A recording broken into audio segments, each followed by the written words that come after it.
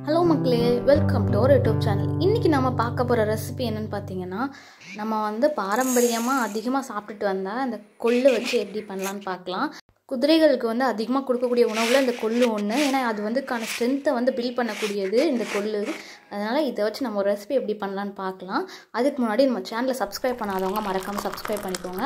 இதை லைட்டாக பிளெண்ட் பண்ணி எடுத்துக்கோங்க. ரொம்ப அரைச்சிட வேணாம். அரைச்சி லைட்டாக பிடைச்சி எடுத்து வச்சுக்கோங்க. சொலவில் போட்டு இது வேக வச்சு எடுத்துடலாம். பிடைச்சி எடுத்ததுக்கப்புறம் அதுக்கு 2 டம்ளர் தண்ணி ஊற்றிக்கோங்க. அதுக்கப்புறம் ஒரு பெரிய சைஸ் பல்லாரி எடுத்து கட் பண்ணி ஆட் பண்ணிக்கோங்க. உருளைக்கிழங்கு வேக வச்சு எடுக்கிறோம். இது கூட அது வெந்துட்டுருக்க அந்த டைமில் நம்ம இன்னொரு பாத்திரத்தில் தண்ணி ஆட் பண்ணி காய்கறி வேக வச்சு எடுத்துடலாம். கத்திரிக்காய், மாங்காய், தக்காளி போட்டு 2 டீஸ்பூன் வீட்டு மசாலா ஆட் பண்ணியிருக்கோம். இது வீட்டிலே நாங்கள் ரெடி பண்ணி வச்சுருக்க மசாலா. அண்ட் இது கூட ஒரு 2 டீஸ்பூன் வத்தப்பொடி.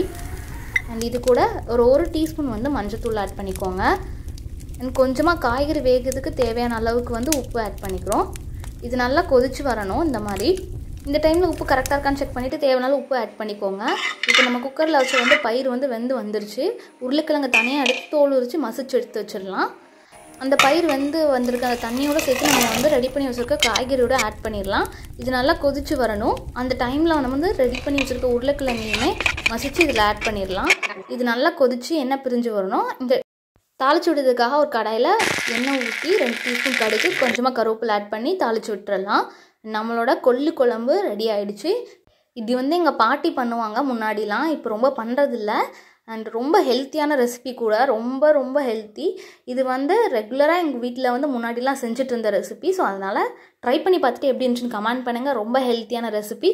வீடியோ பிடிச்சிருந்தா மறக்காமல் லைக் பண்ணுங்கள். ரெசிபி பிடிச்சிருந்தா மறக்காமல் கமெண்ட் பண்ணுங்கள். சேனல் பிடிச்சிருந்தா மறக்காமல் ஷேர் பண்ணுங்கள். எல்லோரும் மறக்காமல் சேனலை சப்ஸ்கிரைப் பண்ணி பெல் ஐக்கானை ப்ரெஸ் பண்ணுங்கள். தேங்க்ஸ் ஃபார் வாட்சிங்.